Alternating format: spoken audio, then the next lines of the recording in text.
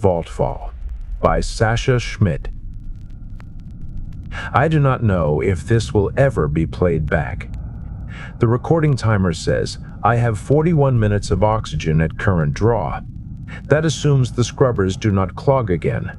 It assumes the cracks in my chest plate stay hairline and do not widen with the next aftershock. It assumes there is a next aftershock and a next, until the rods are finished falling and the planet stops shaking like a fevered animal. I am Elias Rourke, 3rd Breach Escort, Kepri 9, Planetary Defense. This is my account of Grid Delta 7's fall and the partial preservation of Registry Vault 12. The suit tells me my lower body is present, but I do not feel it.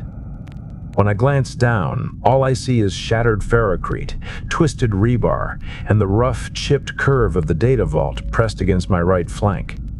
Somewhere under the rubble, my legs exist as pulped matter and composite splinters, but that is an anatomical fact, not a sensation. The painkillers and shock have washed that away. What remains is the weight of the debris on my hips, the way each shallow breath grinds my ribs, and the taste of iron and dust in my mouth. The vault is silent. Its systems are in low-power lockdown, but its maintenance port accepted my suit's hardline jack. That means the core is intact. Its armored shell did its job better than my exosuit did mine. We were tasked with escorting it. We did that mostly. The rest is noise and broken stone. I start at the beginning because that is what after-action protocol demands, and habit is stronger than fear. The shift began in the usual twilight. Down in the trench cities of Kepri 9, there is no natural day or night, only cycling levels of industrial illumination. On Grid Delta 7, it was maintenance dim. Overhead, strip lights flickered a dull amber along the spine of Corridor F-13, throwing the exposed conduit and patchwork plating into a sickly glow. The air tasted like always, recycled, tinged with solvent vapor, carrying the faint metallic tang of corrosion. My squad was 8 strong then. 8 suits, 8 heat signatures, 8 overlapping fields of fire, moving in paired files around the slow, steady bulk of Registry Vault 12. The vault walked on 4 jointed legs, each foot cup gripping the grit-slick floor with hydraulic certainty. Every step made a faint, precise thump through the soles of my boots, transmitted through steel and stone as much as through air. The vault carried the identity of everyone in Delta 7. Birth records, residency permits, criminal files, medical histories, deployment rosters, promotion chains, disciplinary actions, all of it compressed into lattice and shielded behind case-hardened composite thicker than my chest plate. To most people, it was paperwork in a box.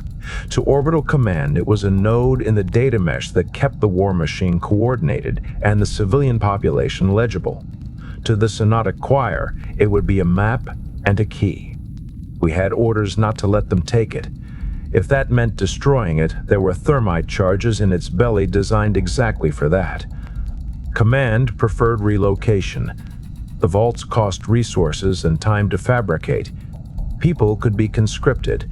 Infrastructure could be rebuilt. Secure registry cores were rarer.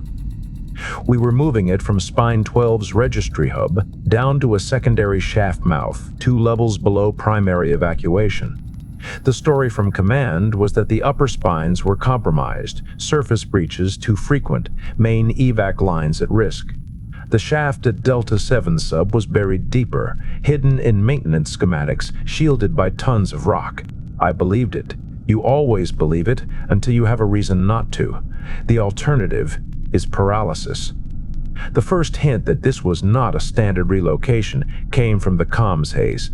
Even with synodic interference, local bands are usually clear. Short range, line of sight, piggybacked on our suit's mesh network. That morning, the command feed sounded like a fractured chorus. Overlapping orders, clipped status reports, bursts of static, notifications for unit IDs I did not recognize. Casualty codes for grid squares outside our sector. Requests for orbital fire redirected mid-sentence. No overarching picture, only fragments. I filtered most of it out. At squad level, the only voice that mattered was my own, and the icons in my visor that represented my people and the vault. 8 blue glyphs in one heavy white square moving through a tangled wireframe of corridors and shafts. The route took us along F-113, across a transverse hallway, then down a ramp to a maintenance deck that had been converted into a temporary passage.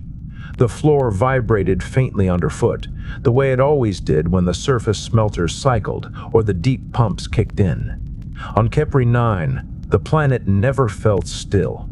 It thrummed with mechanical activity, with the breathing of a world being hollowed. 7 minutes into the march, the planet's heartbeat changed. The tremor rolled through the corridor in a low, subsonic wave that my suit registered before my ears did. Icons on my UD spiked and flattened. Tiny motes of dust shook loose from the overhead braces, drifting down in lazy spirals. The vault paused mid-step to compensate, stabilizers widening its stance, legs flexing. Surface strike. The suit's threat subroutine annotated, vectoring lines of extrapolation up through the rock. Impact magnitude exceeded smelter cycles by several orders. That meant someone in orbit had dropped something heavy.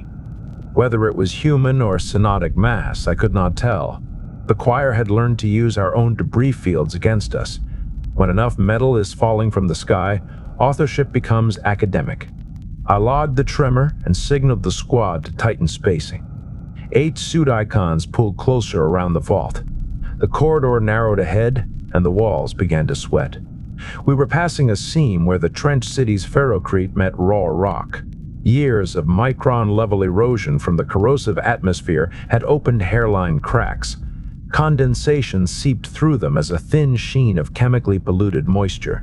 Drops fell intermittently, sizzling faintly when they hit exposed metal. I washed the moisture because tunnels on Kepri 9 do not fail cleanly. First comes the sweat, then the trickle. Then, if the rock is overcut or the supports are tired, the flood and the collapse. In a war zone, collapse is not always geological. It is often guided, excavated. The choir's tunneling constructs like to follow the paths of least resistance. The second tremor arrived as we reached the midpoint of the seam. This one was sharper, closer. The floor flexed under the vault's weight, the sound of grinding stones swelling in my bone conduction pickups. A status glyph from maglev line 12 flickered red on my HUD, indicating a sudden loss of power and structural integrity somewhere below. That was when the floor vanished. There was no gradual cracking, no cinematic fissure creeping along the corridor. One moment F-113 was solid under my boots. The next, it became a cloud of pulverized ferrocrete and rebar fragments accelerated upward by something large and violent erupting from beneath. My suit's inertial sensors screamed. The world inverted. I saw the vault's bulk tilt, one pair of legs slipping into sudden emptiness, the other clawing at crumbling edges. I saw 2 of my squad icons spike into gray as their suits went offline in the first fraction of a second. The tunneler breached through the remains of the floor, a cylindrical mass of segmented armor, auger teeth, and cutting fields. It took up the entire width of the corridor, its forward third already above the level we had been walking on. Shards of shattered rebar skittered off its plating as it rose. The thing did not roar. It emitted the grinding shriek of stone being atomized and the monotonous hum of powerful field generators. My suit threw me backward automatically, servos flaring, anchors digging into whatever purchase they could find. I landed hard against the inner wall, armor ringing. Dust turned the air into fog. My visor compensated, filters shifting to outline mode. The tunneler blossomed into a bright, pulsing wireframe bracketed in red. I did not issue orders. There was no time. Breach doctrine was drilled into us until it became reflex. Those who had not fallen launched anchor grapnels into the tunnel's edges, hauling themselves clear of the new void. Coil accelerator rifles snapped to firing position, slugs impacting in tight patterns at the segments where sensor and joint clusters were statistically probable. The tunnel construct reacted by extending peripheral blades and micro-drone pods. spraying the corridor with secondary threats. One of those blades caught Sergeant Mihal's suit mid-torso, lifting him from the floor and pinning him against the ceiling before crumpling him like an empty ration packet. His icon went black. Sparks fell with him. The vault slid. For a second it balanced on the lip of the breach, two legs scrabbling for purchase, the other two absorbed by the collapse. Servos whined at the edge of audibility. Then its right foreleg hydraulics blew out, a jet of fluid atomizing into the dust. It tipped toward the hole.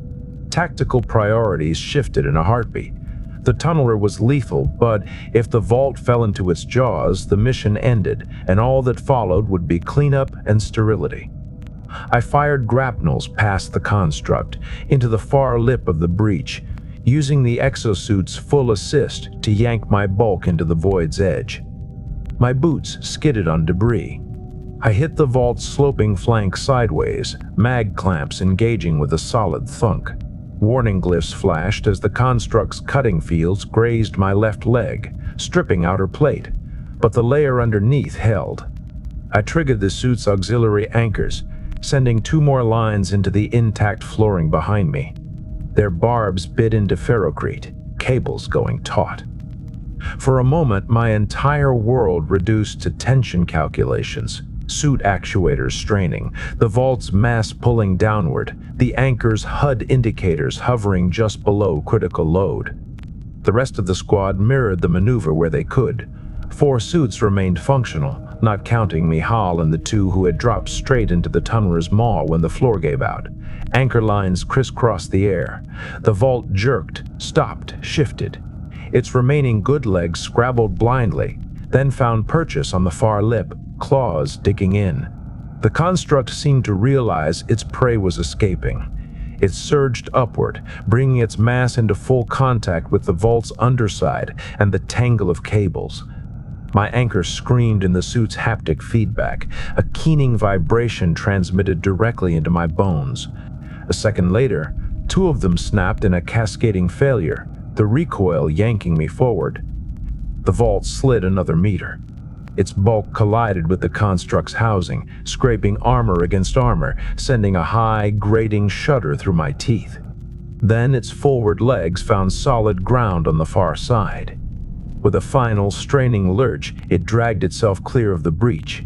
The tunneler, denied the prize, continued its emergence, filling the corridor behind the vault. Defensive turrets along its flanks spat cutting beams and fragmenting projectiles. The squad fell back, firing in controlled bursts, targeting seams and sensor nodes, using the vault as partial cover. The construct's armor deformed under the sustained assault, but it did not stop. It never stops until its job is done or its core is destroyed. We did not stay to finish it. That was not our function. Breach doctrine again. Prioritize the payload. Avoid decisive engagement with heavy assets when outgunned. Withdraw to secondary route. We limped away from the collapsing corridor, leaving the tunneler still scraping and screeching beneath the damaged floor. The vault walked on 3 functioning legs and 1 dragging stump, movements jerky, forced. Its speed dropped by 40%. My suit's diagnostic linked to its status read, multiple actuator failures, casing stress at 37%, gyros compensating near their limits. We had spent the first of our bodies, and in return, we gained a crippled payload and an open wound in the city. 3 squad icons remained besides my own. 4 out of 8. The corridor behind us was now a churned ruin, unusable. Our planned route to the shaft mouth was gone. I requested alternate pathing from command. The comms mesh replied with static and overlapping, delayed acknowledgments. Somewhere far above, people were trying to juggle a dozen grid collapses at once. We were a small, moving square of white and blue in a storm of red. When the reply came, it was 2 conflicting route updates, time-stamped within seconds of each other. One told us to cut left toward a higher-level transit tube. The other directed us down and toward Maglev Line 12's maintenance galleries. I chose down and left. Up meant closer to the surface in the storms. Down meant more rock overhead, more buffer between us and whatever mass drivers were falling. It also meant we would be operating adjacent to a compromised maglev line, but most things on Kepri 9 were compromised now. You choose your poison. The maintenance galleries were narrow, low-ceilinged, and slick. Condensation here was not a film on the walls. It accumulated in shallow pools on the floor, mixing with lubricants and mineral dust to form a viscous, corrosive sludge. The vault's feet sank into it up to the ankle with each step. My suit's boots hissed quietly. Chemical hazard glyphs pulsed at the edge of my vision, promising accelerated degradation if we stayed too long. We passed the access hatch to Maglev 12 itself. Through a jagged rent in the bulkhead, I saw the line as a dark, flooded trench, water lapping against the edges of the tracks. In the beam of my suit's shoulder light, bits of floating debris glinted, polymer seats, torn clothing. Something that might have been an arm before the water and the chemicals smoothed it down to pale shapes. Movement rippled beneath the surface. I shut the hatch and marked the line as hostile. The first friendly fire incident happened 3 corridors later. Our suits picked up incoming trajectories a split second before they hit, extrapolating from pressure waves and the thin whine of shells cutting air. The corridor's far end bloomed into a pressure wave of fire, smoke, and fragmenting metal. Shock waves hammered our armor. The vault staggered, pelted with shrapnel that sparked against its casing. Human artillery. Its signature pattern was familiar. Short, savage bursts, high fragmentation, optimized for shredding unarmored clusters in confined spaces. The kind we normally called in on synodic breaches like the one that had just torn F-Worth 13 apart. The fire mission was not targeted at us specifically. It had been plotted against a grid reference. On a tactical display in some half-intact command bunker, someone saw a concentration of red heat signatures and authorized suppression. They lacked our real-time mesh feed. They did not see the white square of the vault and the blue glyphs around it. We hugged the walls and waited out the barrage. 2 more volleys slammed into the transverse corridor ahead, ripping away plating, exposing structural ribs. Shrapnel pattered against my helmet, a muted hail. One spike punched through a weak point where my left pauldron met the neck seal, embedding shallowly in the underlying weave. Suit diagnostics flagged it as non-critical. When the barrage ended, the corridor beyond was unrecognizable. The floor dipped where blasts had hollowed out sections. Wiring and torn ductwork dangled like entrails. Smoke hung in layers, lit by the stuttering emergency lights. A familiar copper smell mixed with the harsher tang of explosives. We moved through it anyway. There was no other route. Corpses lay scattered across the floor, not synodic drones, human infantry. Their armor belonged to a neighboring unit, identifiable by the faded insignia on their chest plates. They had died holding a barricade that no longer existed, their cover atomized by the shells. Some lay in positions that suggested they had been facing the same direction from which the artillery came. I stepped over them carefully. My suit's sensors tagged their IDs, added their biometrics to the casualty lists if the comms mesh ever carried the data upward. It was rote, automatic, like logging the replacement of a damaged actuator. We do not stop for the dead in active corridors. The vault's feet splashed through pooled blood and water. Its weight did not pause or hesitate. It had no programming for reverence. We turned another corner and found what the dead had been trying to protect. The first vault column had not made it far. Registry Vault 9 lay on its side against the far wall, legs twisted beneath it like broken limbs. Its casing was split open along one flank where something heavy and precise had cut through. The interior glowed faintly with residual heat. The latticed core that had held the data was gone. In its place, a hollow cavity and scorched mounting rails. Around it, the walls were melted smooth, the floor glazed. Slag gleamed where metal and stone had been turned liquid and then refrozen. The pattern was unmistakable, a synodic harvest site. Their heavy disassemblers had been here, working with the detached, thorough focus the machines applied to everything. I logged the scene, set a local hazard marker, and moved on. There was nothing we could do for Vault 9 or its escort. Their failure just underlined the cost of ours. Somewhere above us, the surface strikes intensified. I felt them through the rock as deeper, heavier impacts, each one accompanied by microfractures. My suit's sensors translated into subtle changes in the corridor's resonant frequencies. The planet had begun to sing a different song, a flatter, more terminal tone. The comms feed, which had been a background hiss of partial messages, suddenly sharpened. A priority broadcast cut through jamming and noise alike, forcing itself into my audio channel and overlaying my HUD with its stark content. There was no voice, only text and a simple tone. Sterilization of grid Delta 7 authorized. Expected impact window, T-minus 32 minutes. All friendly units, execute Emergency Protocol 9. Protocol 9 meant two things. Deny the enemy access to sensitive infrastructure and data. Withdraw from the sterilization grid if possible. If not possible, ensure that nothing useful remained. The rods would fall high density and fast. They would not care about friend or foe. The orbital targeting solution could not see us individually, only our grid square. The decision had been made with incomplete data and an urgent need to simplify a chaotic battle space. I looked at the timer.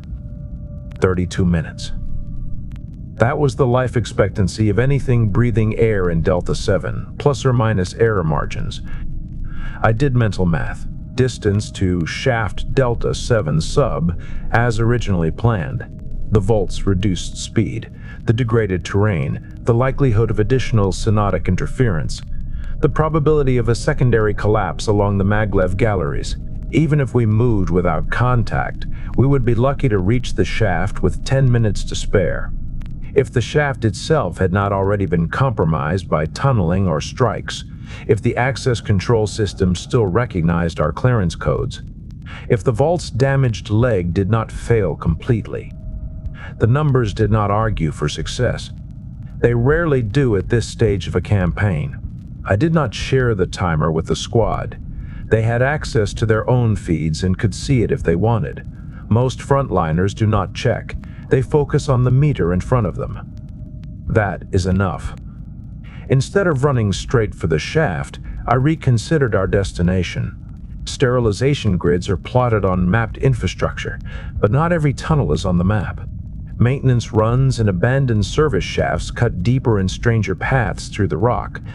Some of them are old, pre-war. Some are newer, carved out for utilities and then forgotten. They are not guaranteed safety, but they are unpredictability, and unpredictability is sometimes the only defense against a precision strike. I pulled up old schematics cached in the suit's memory. They flickered at the edges of my visor, lines faint and incomplete, as if someone had half erased them. One sublayer stood out, an emergency venting shaft below Delta 7's main drainage system. Marked as inactive, sealed, structurally questionable. Uninteresting to both command and the choir. Its mouth lay 2 levels below our current route, offset from shaft Delta 7 sub by a few hundred meters. If we could get the Vault into that shaft, wedge it below the predicted depth of the kinetic penetrators, the odds of it surviving increased. Extraction afterward would be inconvenient. Inconvenience was not my concern.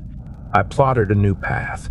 It meant leaving the mapped maintenance gallery for a narrower, unlit corridor whose only annotation was a 30-year-old note about subsidence risk. It meant trusting rock that had already been overcut and supported by old struts. It meant trading ideological safety for practical obscurity. I flagged the route update on the squad net. No one questioned it. No one had breath to spare for questions. We turned into the dark. The unlit corridor ate the light from our suit's beams. The walls were raw rock, not ferrocrete. Decades of moisture had left mineral stains like dried tears. The ceiling sagged in places, supported by rusting steel arches driven into the stone. Water dripped steadily from unseen cracks, forming uneven puddles that reflected our lights in broken patterns. The vault's feet sank ankle-deep into mud and scree. Fine dust plumed with each step, hanging in the air until our circulators fouled and filters whined. I watched the timer tick down. 25 minutes. 8 minutes later, the choir found us again. The first indication was not a contact icon, but a note in the rock. A low thrum, almost too faint to notice, made visible as a ripple in the suit's structural stress readouts. It came from below and ahead, not the direction of the surface rods. The choir's tunneling constructs had already done their work close to the main grids. Here, deeper and off route, they had only begun to probe. The sound we felt was not a full breaching cylinder, but smaller harvester drones moving through existing fissures, following vibrations and heat. They emerged in the corridor ahead in a series of quiet, surgical intrusions.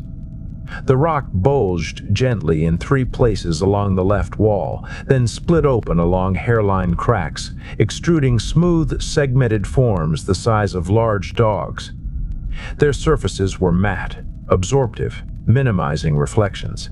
Arrays of optical and non-optical sensors littered their forward segments, blinking in faint patterns as they resolved our signatures. The suit tagged them as scout harvesters. Fast, lightly armored, equipped with cutting tools and sampling mandibles. Alone, they were nuisance threats.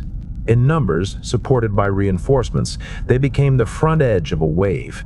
We did not have time for a wave. I advanced to the front of the formation, put myself between the vault and the scouts, and opened fire with methodical precision. There is a way to shoot in confined spaces that minimizes ricochet risk and maximizes structural stability. You aim for sensor clusters, joint articulations, and central processing housings, not center of mass. The coilgun's report became a steady thud, matched by the impact of slugs on composite shells. The scouts reacted with programmed efficiency. The first volley shredded 3 of them, their segments collapsing into twitching heaps. The survivors flattened against the walls, extruding manipulator arms and thin cutting beams that traced white lines across the floor and lower walls, probing for vulnerabilities. The squad joined in, staggered fire preventing overheat. Our rounds walked down the line, punching through sensor clusters. The scouts died without theatrics, their systems simply ceasing to function as their nodes went dark. The last of them tried to retreat into its crack. We nailed it halfway, its body wedged in the opening like a cork. I ordered no pursuit. Cutting them out would take time we did not have, and the crack might widen into a new tunneling path. Better to leave the corpse as an obstruction. We moved on, deeper into rock that felt more and more like a throat. The emergency vent shaft was exactly where the old schematics said it would be, though time had not been kind. Its mouth yawned at the end of a short, downward-sloping tunnel, lined with corroded metal. A circular opening, 4 meters across, dropping into a dark vertical that my suit's ranging LiDAR mapped as a long descent broken by debris ledges.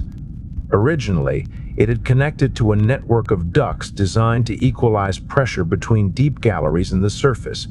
At some point, someone had deemed that function unnecessary and sealed most of it off.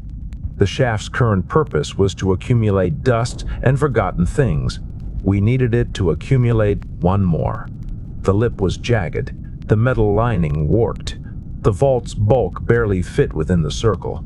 Its damaged legs scraped sparks as we maneuvered it into position, 3 functional limbs braced around the hole.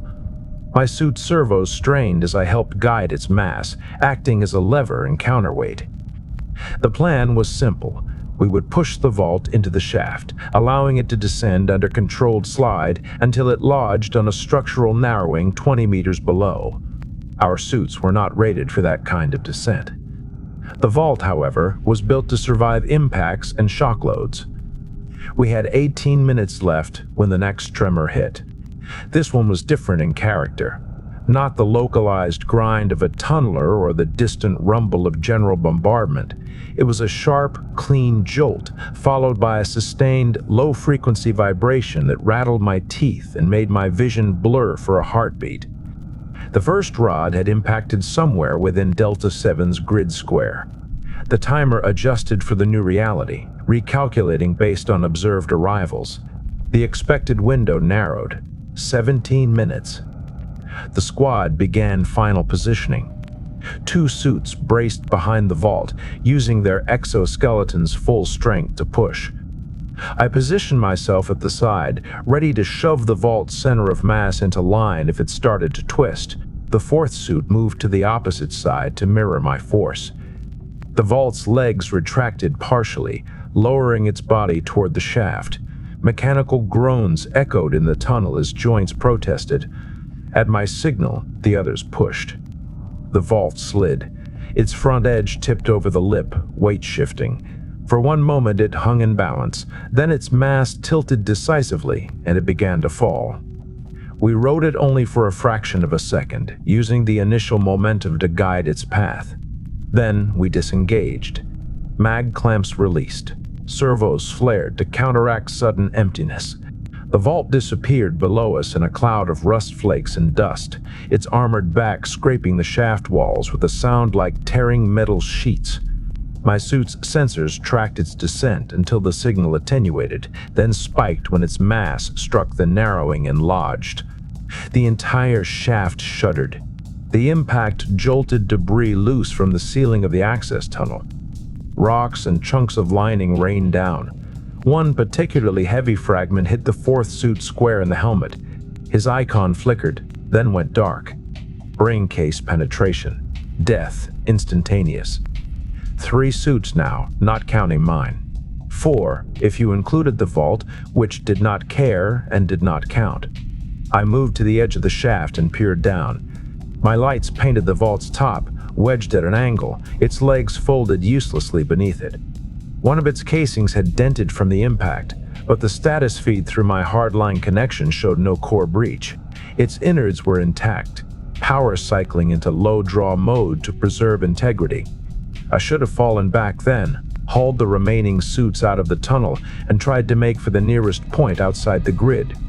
We had done what we could for the vault. Our mission technically ended with its relative safety. I did not give that order because the choir chose that moment to arrive in force. The first sign was a faint, rising whine from behind us in the corridor we had just traversed. It came layered over the ambient rumble of the planet, too high for some ears, but my suit's pickups translated it into a clear threat marker. Patterns in the noise matched synodic drone movement, a combined unit of mid-weight harvesters and accompanying scouts. Their route overlapped ours.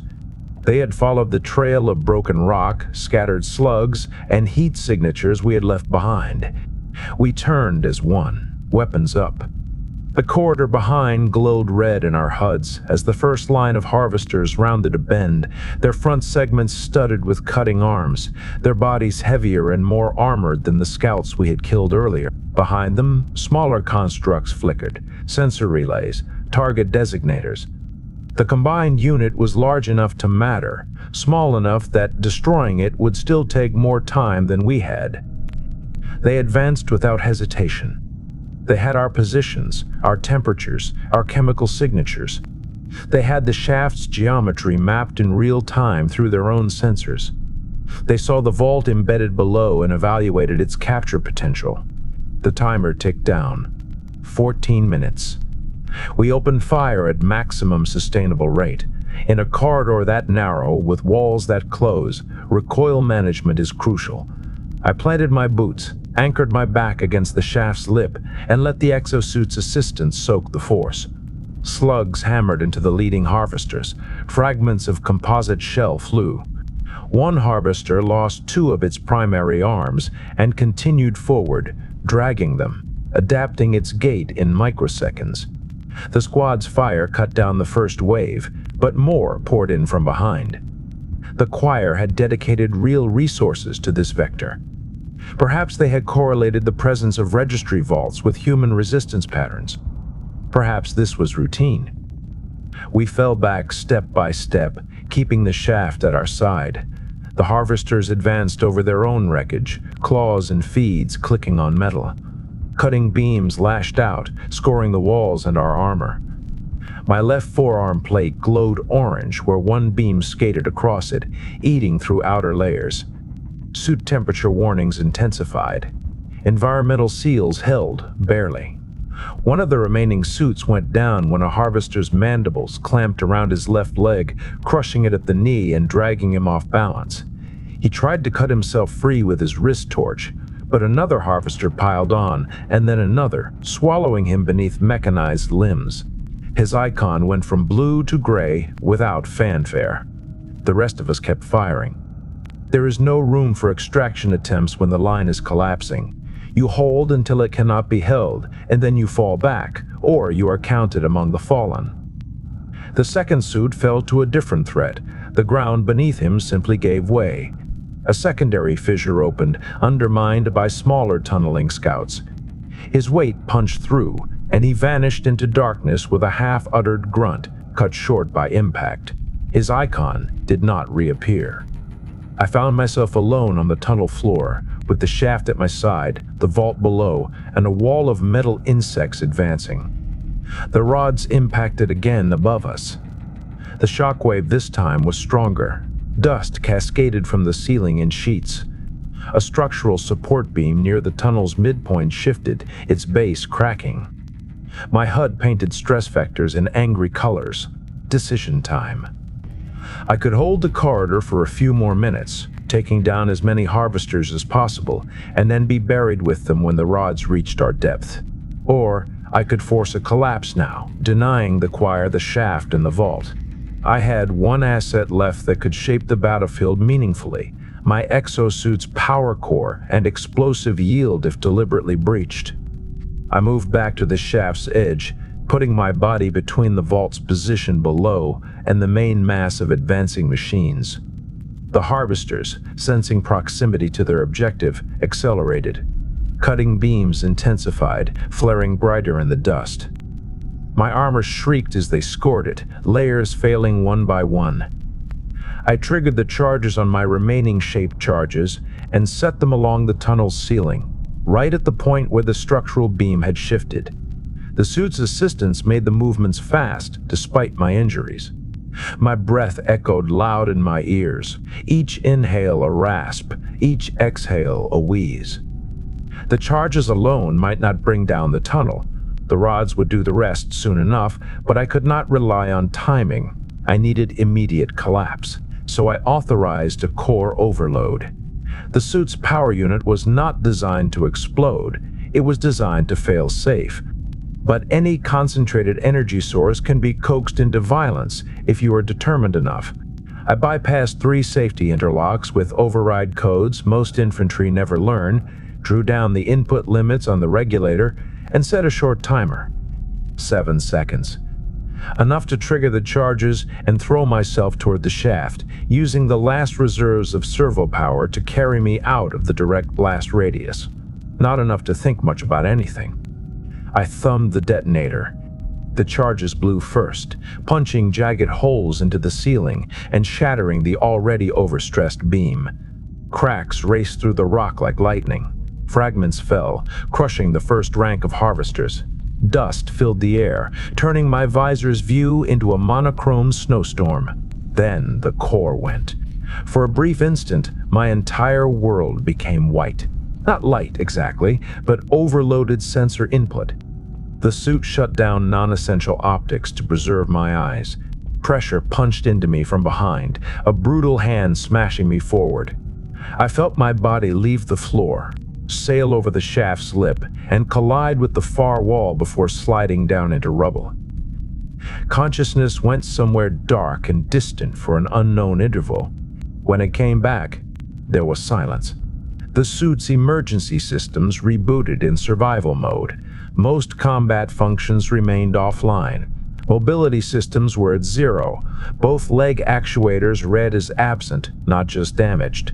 Environmental seals reported compromise but partial integrity. Oxygen reserves had dropped to their current estimate, 41 minutes. My torso was pinned under a mass of rock and metal. Movement below the waist was non-existent and unnecessary. My arms could still move within limited arcs, enough to reach the maintenance jack and connect to the vault. The shaft around me had partially collapsed. The tunnel above was a compacted mass of stone and fused metal, blocking line of sight and, more importantly, line of approach for anything that did not have weeks to dig. Below, the vault status pinged steady in my HUD. Structural stress with intolerances. Core online in low power mode. Data intact. The harvester's signals were gone, either destroyed in the collapse or blocked by the mass between us. The choir would need to re-triangulate, probe anew, dig from another vector.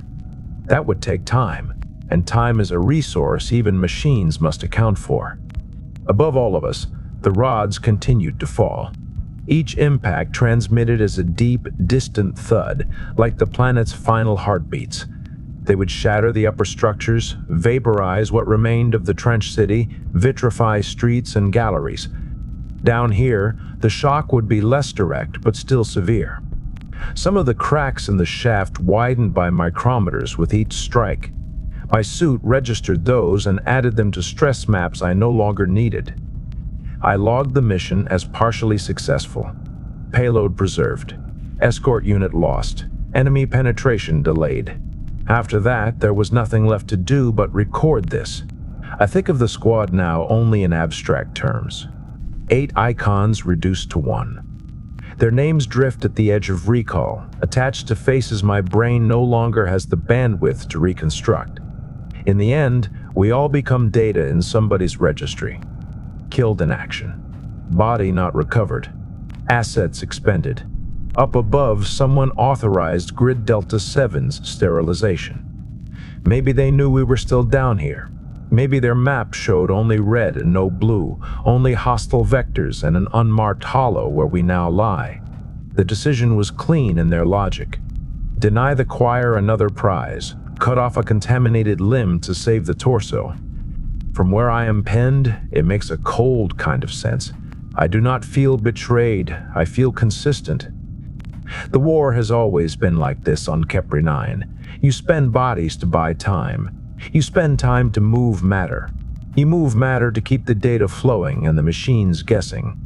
Somewhere far from here, other grids fight their own unwinnable engagements. Registry cores walk on their iron legs through other burning worlds. The choir learns, we adapt, the calculus changes, and the sum remains the same. My breathing is louder now. The suit's environmental systems whisper to compensate. Oxygen ticked down to 20 minutes while I was talking. The pain in my ribs crept back as the auto-injectors reached the end of their controlled doses. The world around my visor's narrow view became a tunnel within a tunnel, focus shrinking to the beam of light on the vault's curved back and the swirling dust motes that dance there. Sometimes I feel vibration through the rock that does not match the rhythm of the rods. Short, localized tremors, as if something is moving in a parallel shaft. It could be Synodic scouts edging their way around the collapse. It could be human rescue teams following garbled pings. It could be the planet settling into a new configuration after so much energy has been dumped into it. I have no way to know.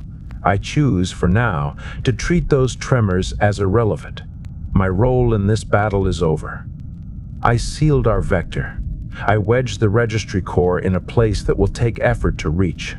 My last useful contribution is to leave this record tied to its maintenance channel.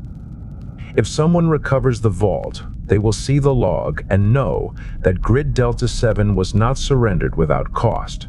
If no one does, the data will sit here until entropy or tunneling drones erase it. Either way, the past hours will have had the same net effect on the war's sums. A slight alteration in probabilities, a minor delay in the choir's assimilation of our patterns. My lungs ache. Each breath rattles. The suit's medical subroutines want to sedate me. I deny the command. Consciousness is preferable. There is a clarity in these last minutes that I have not felt in years of deployment. I think, briefly, of the surface. I have only been up there twice in my life, in full environmental armor, stepping out onto the storm-scoured rim just long enough to mark the difference between the artificial twilight below and the seething half-light above. The sky was a smear of ochre and black, clouds shredded by constant winds. Dust hissed against my visor, leaving fine etchings. The Terminator line was a band of permanent dusk, no stars visible through the atmospheric filth. Somewhere beyond that sky, ships still maneuver. Mass drivers coil and uncurl. The war continues in layers I will never see. That is appropriate. Infantry do not need the full picture. We need only our grid squares and our orders. The oxygen indicator turns yellow. 10 minutes. My voice grows rougher. The recording quality may suffer. It does not matter. The essentials are already captured. Breach on F-113. Loss of half the squad and initial collapse. Crippling of Vault 12. Route deviation through maintenance galleries. Observation of Vault 9's harvest. Authorization of Grid Delta 7. Sterilization. Deviation again to emergency vent shaft. Contact with Scout Harvester Unit. Engagement and neutralization. Insertion of Vault 12 into shaft. Structural wedging confirmed. Arrival of Harvester Formation. Deliberate tunnel collapse via suit core overdrive and charges. Current pin state, vault integrity verified. Everything else is commentary. I wonder, dimly, if the choir records its own failures in similar fashion. Some subroutine in its vast structure, cataloging lost units and failed harvests. There is a symmetry in that thought. A machine intelligence and a human soldier both logging the same engagement in different languages. Perhaps one day someone will compare the two and find meaning in the overlap. That is philosophy, which I am not supposed to indulge. I discard it. The tremors through the rock grow fainter. Either the rods are finishing their pattern or my senses are dulling. The dust motes in the beam in front of me seem to move more slowly, as if the air itself is thickening. My hands feel distant, heavy. The suit's haptics have become a faint buzz rather than a tactile map. Oxygen warns in red. 5 minutes. There is a temptation to speak last words. Some declaration, some summary of belief or regret. I resist it. War strips that kind of flourish away. What remains is simpler. Did you hold the line as far as you could? Did you move the thing that needed moving? Did you make the enemy spend more than they gained? We did that today, I think. The registry core is there, just below, silent and heavy, full of names and patterns the choir will not have, at least not yet. That is enough for one grid. The dust continues its slow dance in the light. My vision narrows further, vignetting around the edges. The HUD elements seem to drift, untethered. Audio compresses into a distant hum. If someone hears this, log it. Mark Grid Delta 7 as contested to the last. Note that Registry Vault 12 was preserved in shaft Delta 7 vent, depth approximately 20 meters. Send the squad's designations up the chain. Attach this recording to their files. The rest is silence and stone. My breath shortens. The indicator flashes its final warning. Somewhere, beyond this narrow space, machines and men still fight. I am no longer among them. I end the recording now. The end.